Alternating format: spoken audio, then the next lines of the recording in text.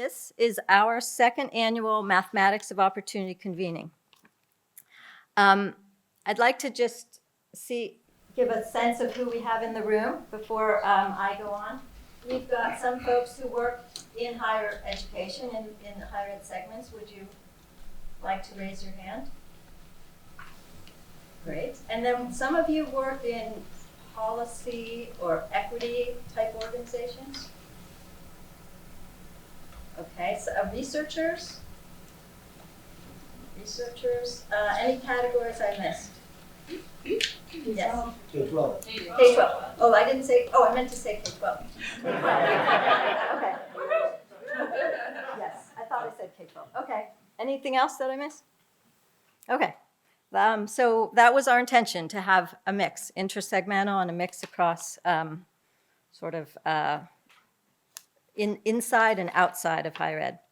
So this is our second annual convening. Last year we puzzled over the ways in which mathematics and education equity intersect. We know that Black and brown students can achieve at high levels in mathematics, yet the system too often doesn't reflect and reveal that truth. We talked about the various ways that mathematics wasn't working for students, highlighting the fact that math is a civil rights issue. Because too often, factors that can be known at birth, like race, ethnicity, gender, income, and language status, can predict outcomes and opportunities. And it starts with opportunity. We analyzed what I call the prevailing architecture of math opportunity. It's grounded in misconceptions about math ability. Assumptions that there are people who are math people and people who aren't math people. This idea that math is all about getting the right answer and doing it quickly, when we know that mathematics involves deep thinking. These misconceptions are then scaffolded by existing inequities in the education system that limit student opportunities, like income inequality, lack of access to good teachers, and biases, implicit or not, that create barriers and take a psychic toll on students. And then these inequities are then reinforced by the way we use math to confer pedigree. Well, preparation provides a foundation for individuals to succeed at the next level. Pedigree has the effect of sort of preserving the position of individuals and groups that already enjoy privilege, therefore interfering with social mobility. And that's why at Just Equations, we worry about policies that reinforce this gatekeeper role because of their power to keep students on the outside. And that's why we can't ignore the prevalence of things like math anxiety, which is a symptom of the gatekeeping. Now, not every student experiences it. I have to say, I didn't. So I grew up in relative privilege. When I was a young child, my mom was going to graduate school in psychology.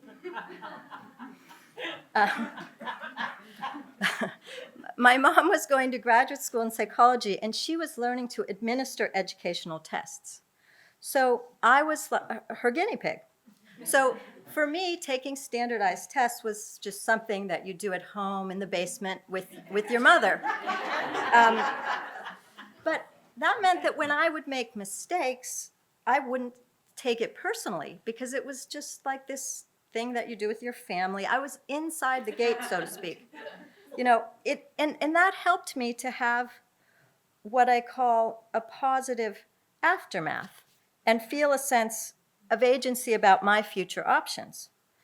But perhaps because my mother worked in special ed and I knew that not all students had that experience, I realized that not all students had that experience.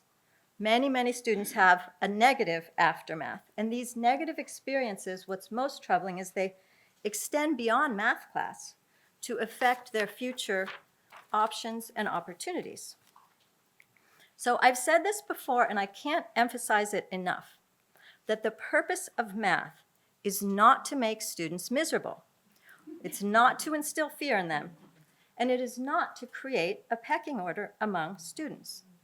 The purpose of math is to help students, and here I'm quoting the National Council of Teachers of Mathematics, help students expand professional opportunity, understand and critique the world, and experience wonder, joy, and beauty. How do you like that definition? And this is the reason we created Just Equations, to underscore the potential of new designs to disrupt unjust patterns, as well as monitor efforts to implement them. With your help, we've deepened our work in California over the last 2 years, nearly 2 years.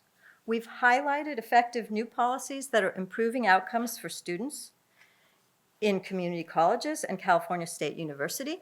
We've featured developments of new senior year math courses in high schools around the state, and we've examined proposals to change admissions requirements.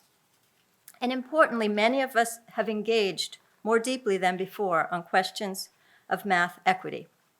Just Equations, just a little bit of news here, has begun to expand our work with national partners, and I want to mention we have some of them here in the room. As I mentioned, NCTM, you'll be meeting Dr. Robert Berry shortly. And we are working with the Charles A. Dana Center, and it looks like Doug Sovdi finally got in an Uber and is here with us. We are also delighted to have Maxine Roberts here from, where's Maxine? Right over here, from Education Commission of the States. And is Maria Zavala here yet? Maria Zavala will be here. She's at San Francisco State and on the board of TOTOS. And lastly, Zarek Drozda is here somewhere from the University of Chicago Center for Risk, which is working on data science.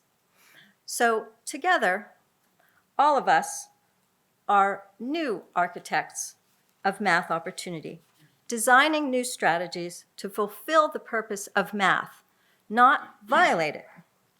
We emphasize the pathway from high school to college and how the initiatives to build new post-secondary math pathways have implications for admissions policies as well as high school math pathway design.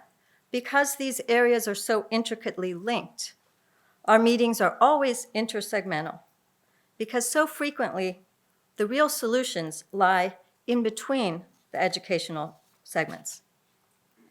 And we seek to ground the conversation in some key design principles, which we are calling Principles for Equitable Math Pathways to and Through College. You can find these on our website and in your folder, but please watch the PowerPoint because it's much more exciting. All right? And you'll see why. So, first of all, it's important to begin with math, the assumption that math is serving as a foundation, not a filter, for equitable education success. And then to align resources to individual needs, supporting students throughout their journeys. To reduce the emphasis on speed and acceleration in K-12 while prioritizing deeper learning. And to ensure authentic agency for students in choosing their math pathways. And that means reducing math anxiety as a condition. It's hard to have authentic agency when you're feeling really anxious. Students need multiple options that begin as early as the junior year of high school.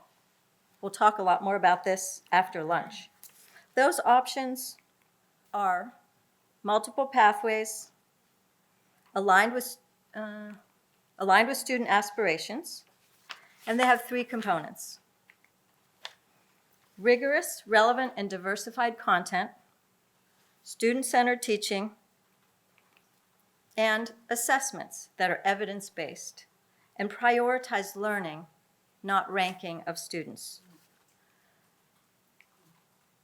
A final key is to create viable bridges between pathways for students to make sure that students whose interests change still have good options. Because I talked about beginning this in high school. High school is too early to make irreversible decisions. The end goal of all of this is equitable college opportunity. There you have your balloons. Now, these slides may make this look simple, and that's intentional to help us focus on these key points, but in fact, we know this is not at all simple to achieve all this work, which is why we're here today and why we have you participants from so many different areas, K-12, higher ed, policy, research, advocacy, because we really need all of these folks to address this challenge. Our goals for today are to, as Regina said so well, explore designs that enhance equitable outcomes, build intersegmental conversations, and highlight next steps for expanding support for these new strategies. But first, I'm pleased to see we're right on time. First, we want to start with a focus on why this all matters, our students. And we're beginning with community colleges because so much of this work to redesign math pathways began there. In the last few years, research has made clear that a combination of strategies has great potential to improve students' outcomes in college gateway mathematics.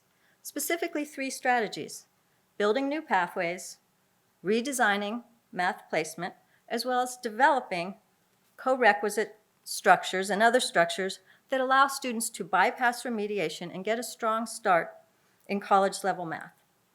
These strategies are helping more students have a positive aftermath.